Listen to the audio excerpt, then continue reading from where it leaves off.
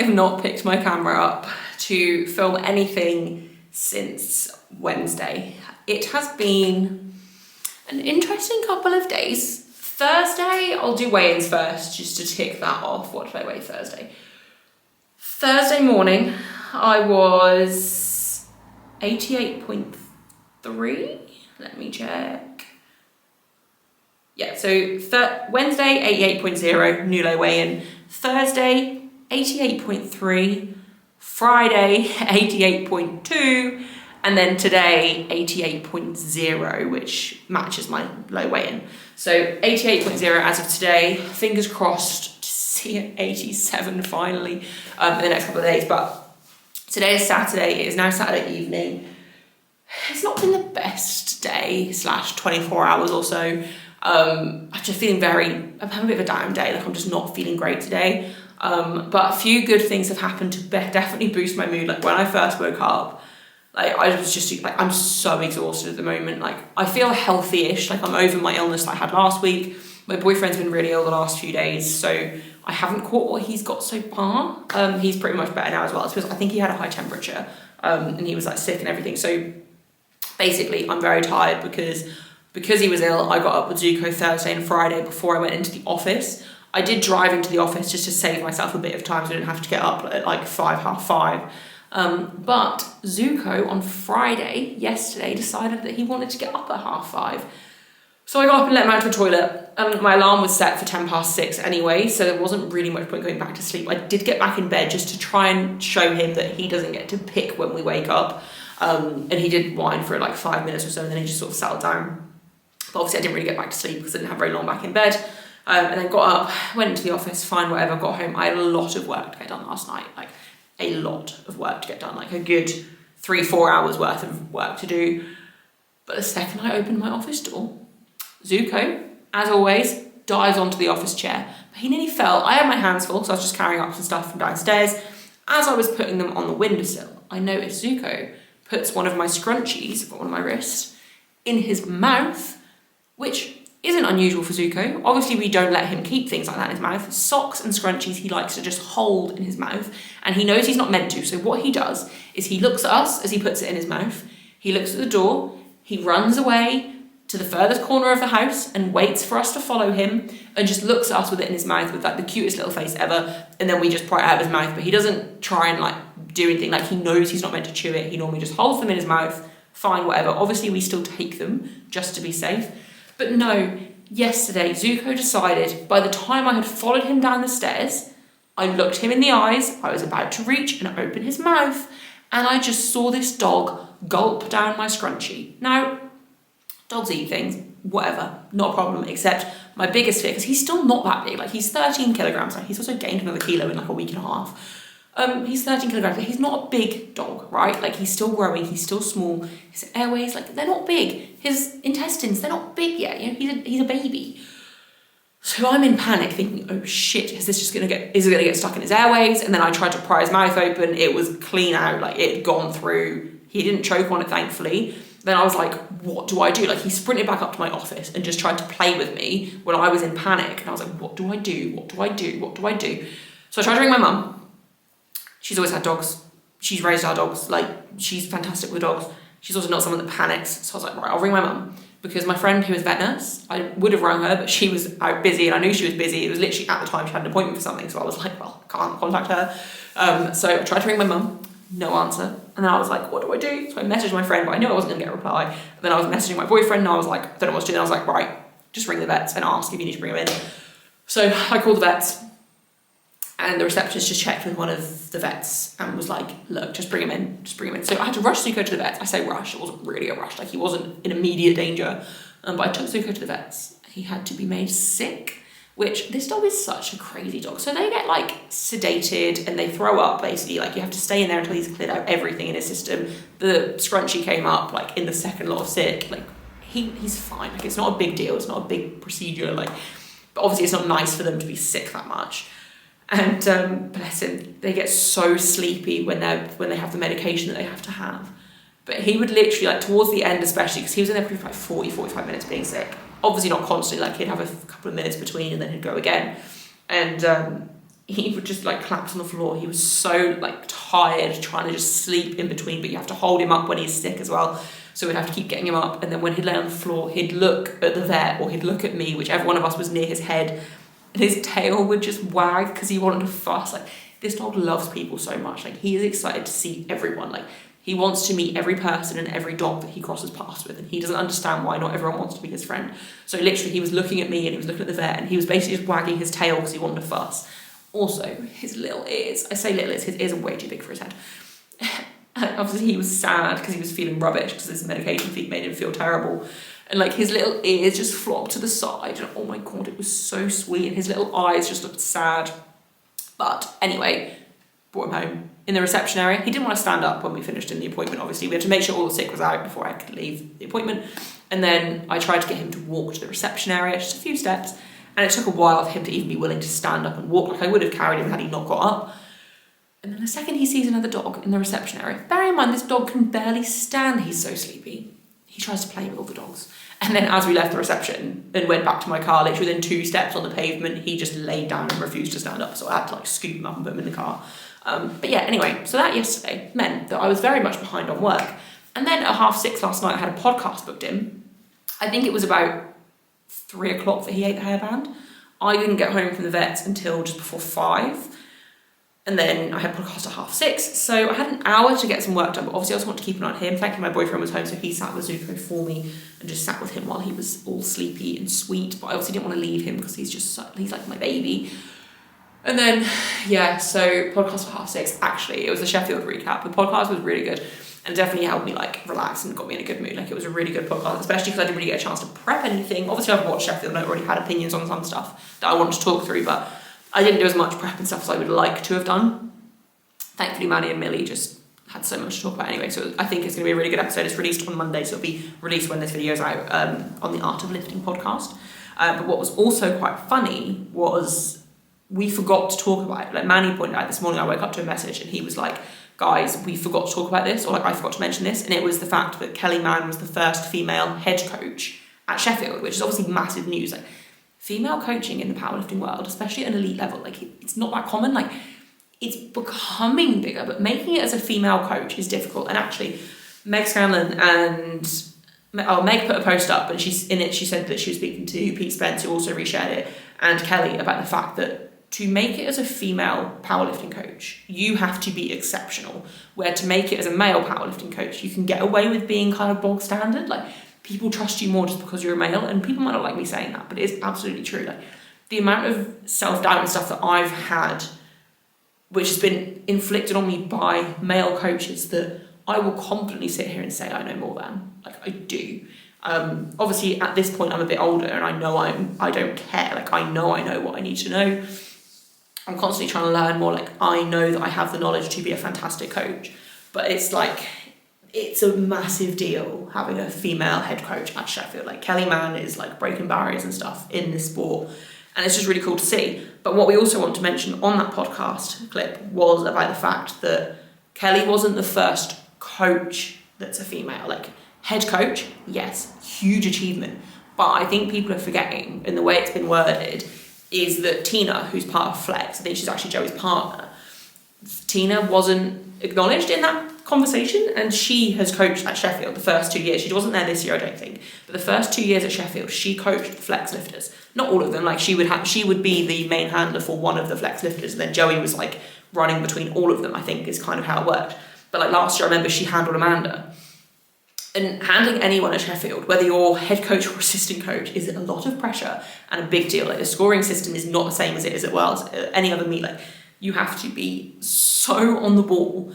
And I just wanted to make sure on the podcast episode that like Tina got her flowers too, but obviously the fact that Kelly is Meg's actual like coach, she's her programming coach, and I think Tina does programming and stuff too, but just not for the lifters that made it to Wells. Like, I think they're all Joey's clients, not Wells, to Sheffield. But yeah, I think that was a really important thing to add on to the conversation.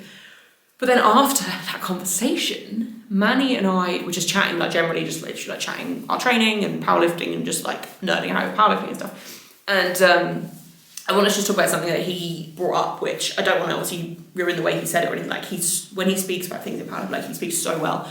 And one thing that he spoke about was we were talking about like qualifying for the British now. So qualifying procedure for the British has changed for the Open. You have to be in the top 14 to get selected to go, like it's like an invitational almost now.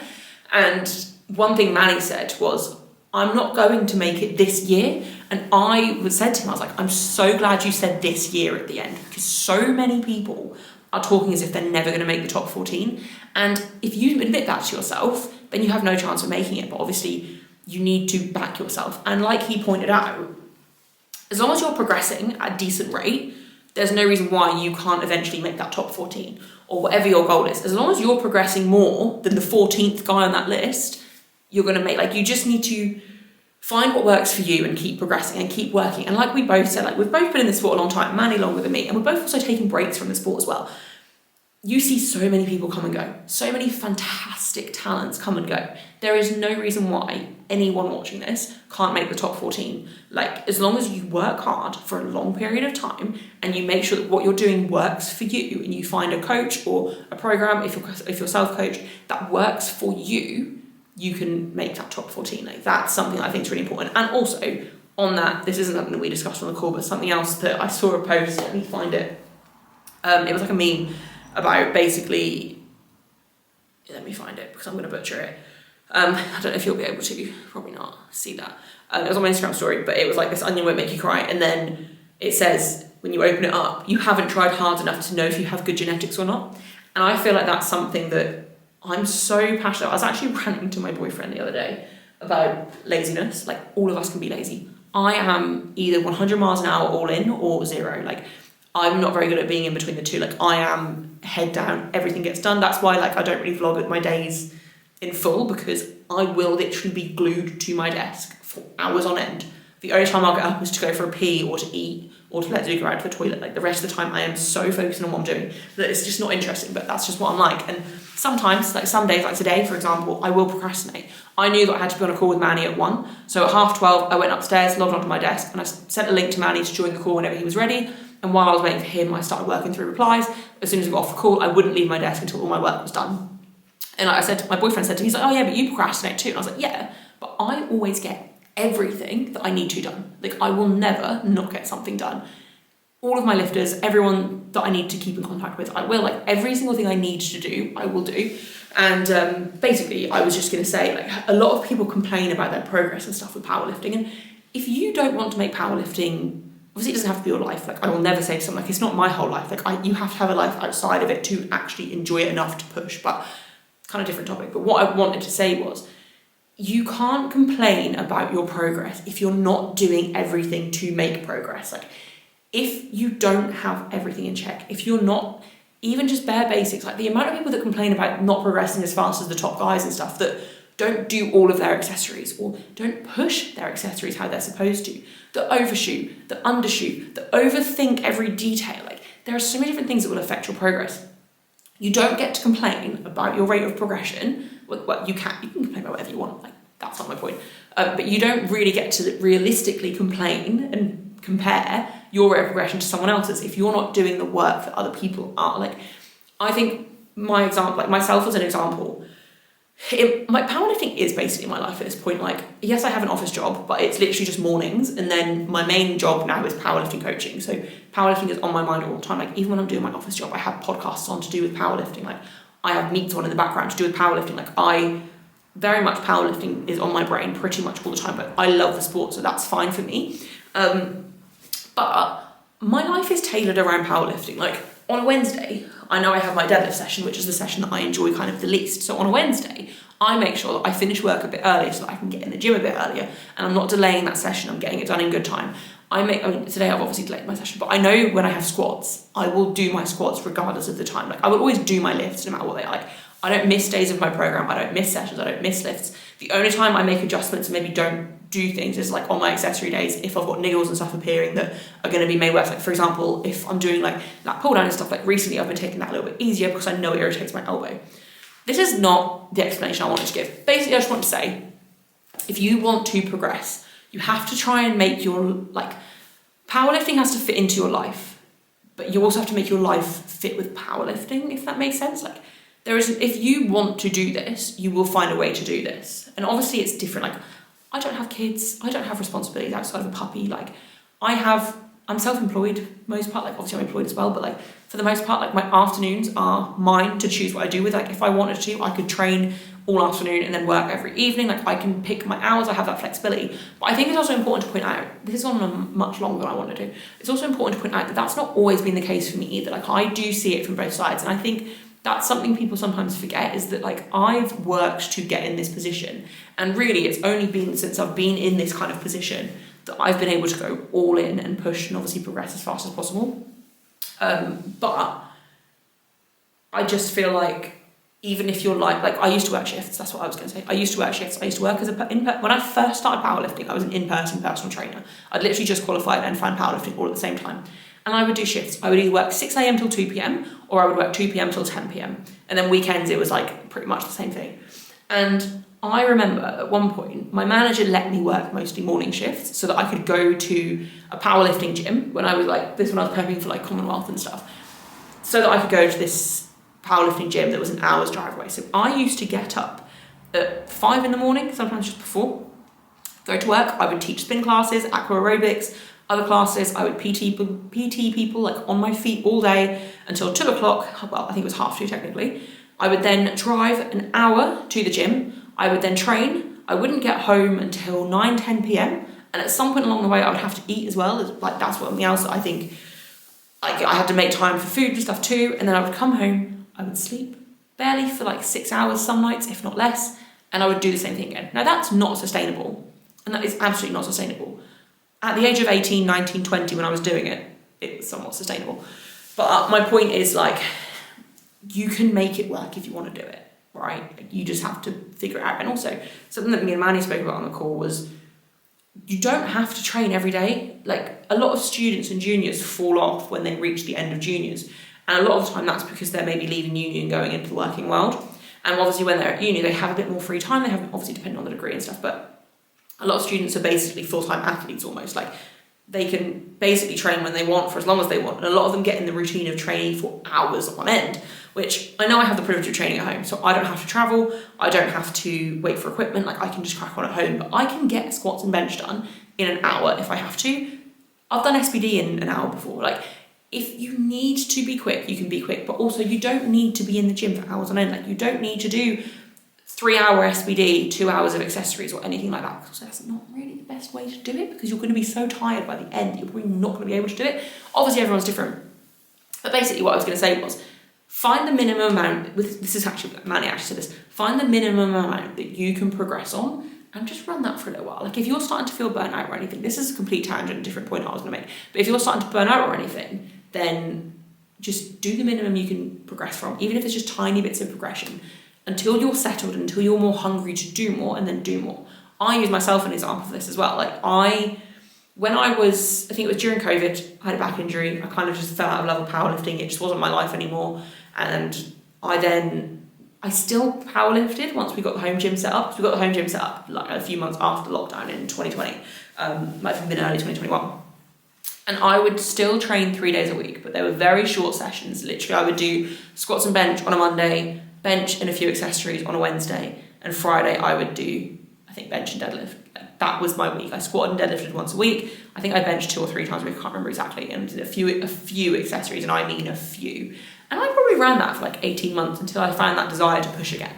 Like, and even then I didn't push properly for a while, but like, just keep ticking along, basically. You don't know where you're gonna end up, and don't make excuses if you're not doing everything that you can to progress, which, even if you have an amazing coach but your progress is stalled, maybe you need to change things up, either with that coach or talk to some new coaches, find some different methods of training. Like, I don't know, I'm going to stop talking. This has gone on for way longer than planned, and I actually want to train, because also 12,000 steps starts today, and I'm on just under 5,000. I did just do 1,000 in the garden with Zuko, just running around after him, but I want to obviously get that 12,000. It's day 1 of this challenge, right? So I need to do that.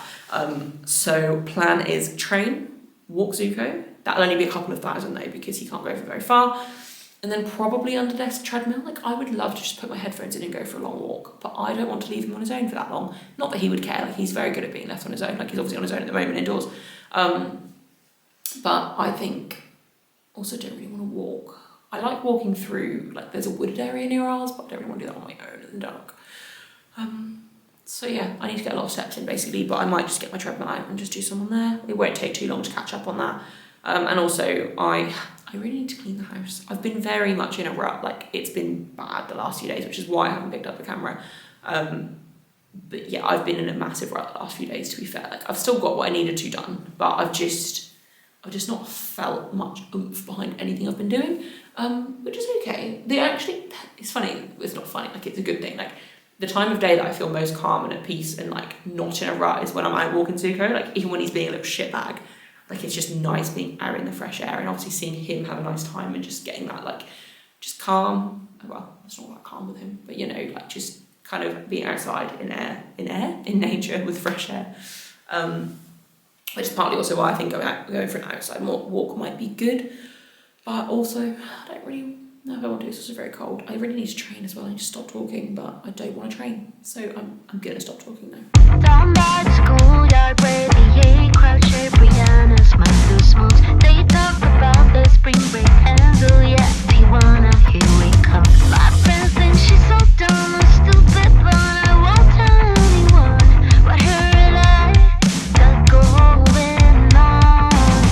Rihanna's brother's buying beer, so freaking cool, can you believe? He'll bring his friends to college guys, our weekend plans are such a dream. My friends think she's so dumb and stupid, but I won't tell anyone.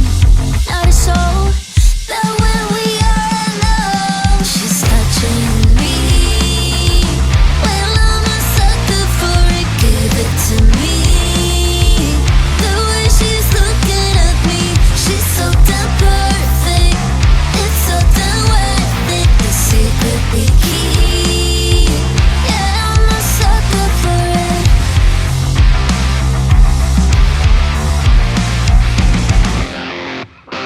So, this is what happened. Rihanna's such a goddess, could get anyone she likes. But when she's looking at me like that, I know she's only mine. My friends think she's so dumb and stupid. Okay, so session is done. I was maybe a teeny bit silly and I kind of just rushed in and didn't really warm up, which don't get me wrong, I don't usually do that many warm-ups, but I didn't do as many warm-up sets as I probably should have on squats. So 165 felt like a house on my back, and my movement just felt so rusty. The fourth rep felt quite smooth. Reps 1, 2, and 3, I felt like I didn't know how to squat, but it's just because I wasn't warmed up. Actually, my back offs though felt pretty smooth, so I was obviously warm by the time I got to them. But nothing to really say on squats, like they were fine. I just should have warmed up more. I did feel a little bit of a niggle in my left shoulder at the front after my first back off set. Like I didn't notice it during the set. It was actually when I was just kind of walking around after the set that I noticed it. But I'm not concerned, it feels fine. It felt fine to bench. So also bench, like obviously just really light. My priming day, sorry, I've literally just finished my priming day. So then I've got primary bench tomorrow. So it's literally just 3 doubles, 2 count-ish at 90. Felt really good. I didn't even do 80, like I was so lazy. I just wanted to get done. So I did 70 straight to 90. I'm not really I enjoyed training tonight. Like I feel all right now, but just not really in the headspace to like do anything right now. So kind of just cracked on and got it done as quickly as I could, but all felt good. I feel like my bench, where my feet are now, feels a lot more solid and consistent. I also didn't wear my jumper for my second 2 sets on bench because I was like, I noticed I was definitely tucking a bit more, but if I can hold my position with a bit more of a tuck, that's not a problem to me. I just need to obviously find what's consistent. It just kind of happened naturally without me thinking about it on the first set. But then actually the next 2 sets where I was in just my t-shirt, I flared slightly more, like I was kind of between tucking and flaring, like I was at a nice medium, which is where I kind of think I should be. Because when wearing the bar grip, obviously my upper body can't really move, where like if you haven't got, like if the bench pad is a bit slippery or you're in a t-shirt and you're going to slide a little bit, the more you tuck, the more you're kind of going to be forced like down, like your body's more likely to collapse under you a little bit rather than bring your chest up to meet the bar, which is kind of why so many people are stronger with a flare, but obviously shoulders then in a compromised position. So I made sure to, I think I said in the previous video, like I don't really want to be wearing my bar grip for squats or bench right now because I don't want to get into a bad habit and then have to adjust near a comp, but comp isn't going to be until May when it's going to be summer anyway, so I'll be able to train in my t-shirt more often. Like obviously it's freezing at the moment, like it's like 4 degrees today.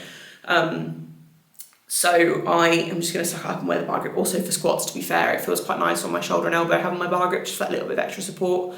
I can be a little bit lazier with how tightly I hold the bar on my back, which definitely isn't a good habit, but it also takes a bit of pressure off, so it's not the end of the world. But actually elbows and stuff feel all right. Shoulder feels okay, like it was just a little bit niggly after squats, but it doesn't feel any worse now, and I can't really notice it now either. Like I'm sitting here trying to like feel where it was, I can't really notice it. So all good. Priming bench felt really nice and comfortable, but stayed down on all 3 sets, so very happy with that.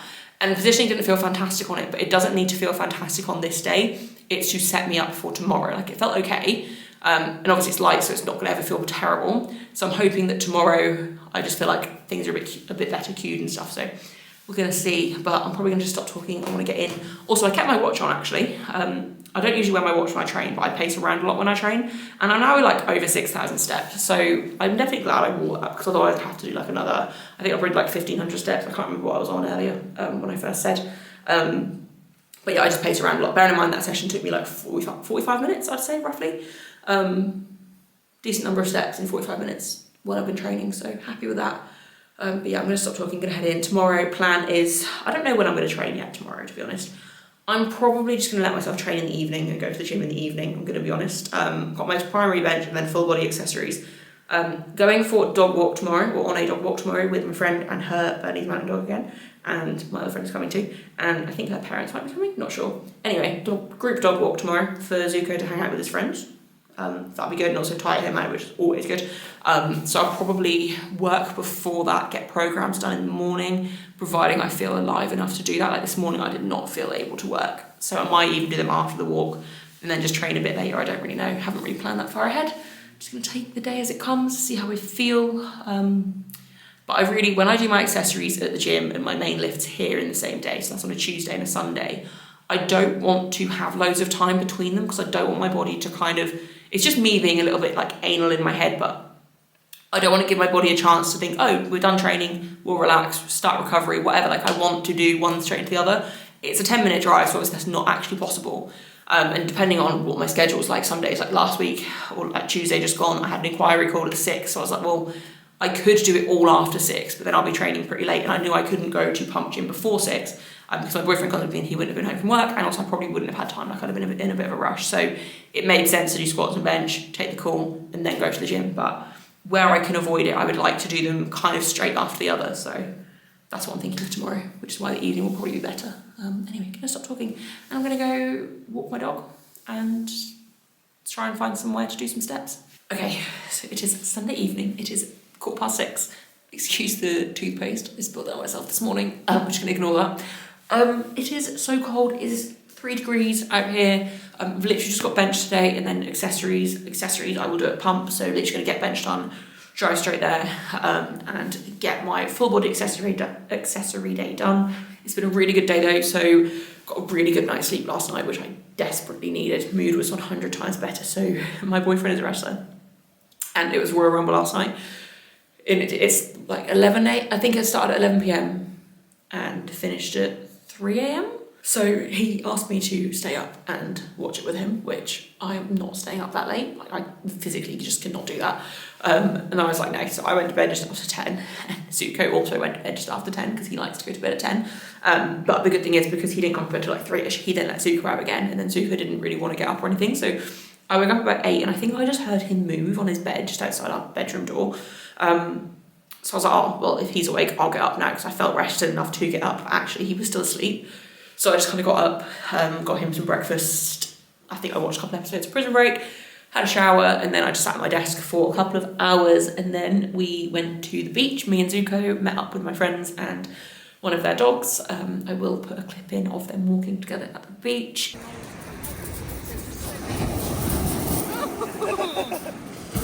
Oh my God. What was that?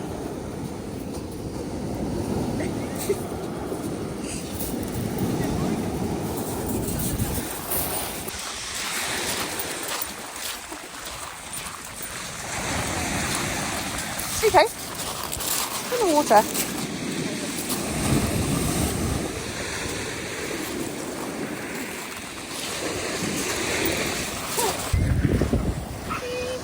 I want to get him in the water.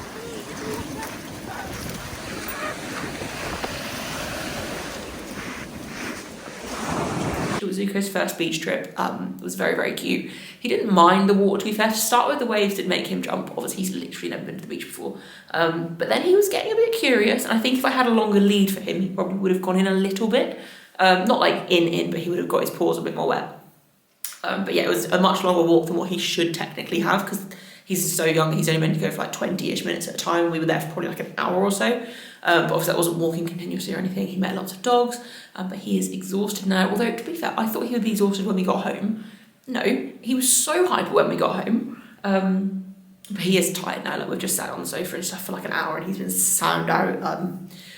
And yeah, so plan is to train, or like do bench, go do my accessory day, come home, finish off my macros for the day, and just kind of have an early night. Got a good chunk of work done earlier, and actually a lot of my lifters, normally I do most of my programs on a Sunday and a Monday, and it's normally like a 50-50 split. But just the way a lot of people's weeks have been this week, a lot of them are finishing their week today, so actually I can program for them tomorrow rather than today, which I do prefer doing my programming on a Monday, just so that the weekend I don't have as much work to do. Like, I like to do kind of as little as possible over the weekend. Obviously, we're still getting what I need to done. And yeah, podcast episode out tomorrow, Sheffield recap. Excited for that to come out. I made a clip of that this morning as well to post on my Instagram page for the podcast. I'm literally shivering sat here. New low weigh-in. Oh my God, finally. It's definitely also because I had a good night's sleep. Finally in the 87s. And not just in the 87s, 87.6. I'm in the middle of the 87s, which makes 85 by the end, or 85.9-ish at the end of February much more doable. Very happy. It was actually really funny. So I just leave the bathroom door, like, we barely shut the bathroom door, like, and I got up and I had my wee, weighed myself, and Zuko was trying to lick my leg while I weighed myself. Like, he doesn't really go in the bathroom, like, he tends to sit in the doorway. But he was licking my leg, and I saw that it was like 87.6/87.7, and it kept fluctuating as he was licking my leg, and I was like, Zuko, sit, stay, and then he did. Thankfully he did listen. And then yeah, I got on properly, and I was 87.6, which I was really happy with, and it actually was fluctuating a little bit to 87.5, so that made me pretty happy. So in the middle of the 87s, which is nice. I might fluctuate back up again, you don't know, but it's good to just see that drop. Steps yesterday, I managed to hit, I think it was 12,700 in the end. So we walked Zuko, and I think at that point I was on like 8,509. So I was like, okay, well, I'll just, like, my boyfriend and Zuko went in, and I just carried on and did like another big loop around where we live. And I still had, I think at that point I was on like 11,000, and I was like, well, I probably will do just over 1,000 just in the house for the rest of the night. But I was like, no, you might as well just do another loop, and then if you end up way above, you end up way above, like, that's fine. I'll say way above, like a bit above. So yeah, I ended the day on 12,700, and actually the beach walk today definitely helped me, because I am now on 7,500. I pace around between benching anyway, especially because it's so cold, obviously. So I think by the time I've benched, gone to the gym, walked around in the gym and stuff, I'll probably be close to 10,000, and then I'll probably just go out for like a 20-minute walk just to finish the day, or possibly use my under-desk treadmill. I haven't decided yet. It's just very cold. But obviously when you're out in them and stuff and you're walking, you don't really notice it. So yeah, it's good. All good. Very happy with my weigh-in. Like, I needed to see that. Like, I've been waiting for that drop, obviously. Like, if you watch these videos, you know, I think like 2 weeks in a row now I've been like, we'll see an 87 soon, we'll see an 87 soon. And we were just creeping down like 100 grams at a time. So to be in the middle of the 87s, very happy. Like, obviously the scale isn't the most important thing when it comes to like cutting. Like, the main thing is that I'm losing body fat, and I definitely know my body is like, I'm recomping, and like I can see the body fat coming off. But it's just obviously nice because weight class 4, need my weight to come down. So yeah, we're definitely on track for 85-ish by the end of the month, so that'll be good. And also my feet and stuff don't feel too bad from all the steps. They're definitely a bit tender, but they're not awful, so I'm hoping. I think a big part of that was because I had so many in one go today as well, where normally like I try and split my walking up just because my feet do flare up so easily. But yeah, I'm going to stop talking. I don't think there's anything else to say. I'm literally just going to train. I'll put my videos in, obviously, of my session. It's literally just bench, top single, and triple back offs, I think. And then yeah, that's it. Nothing else to say, nothing else to do. Just need to warm up because I'm really cold, so I'm actually going to warm up my shoulders a bit today, because otherwise I will regret it.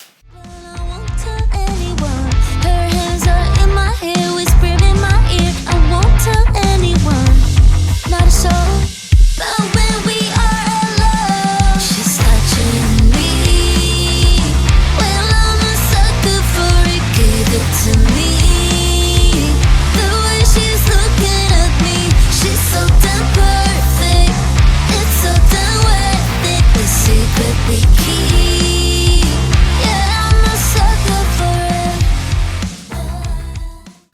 so bench is done. That did not take very long. It is very cold. I can't lie, it all felt really easy, but I definitely rushed a lot of it because it's cold and I want to get it done.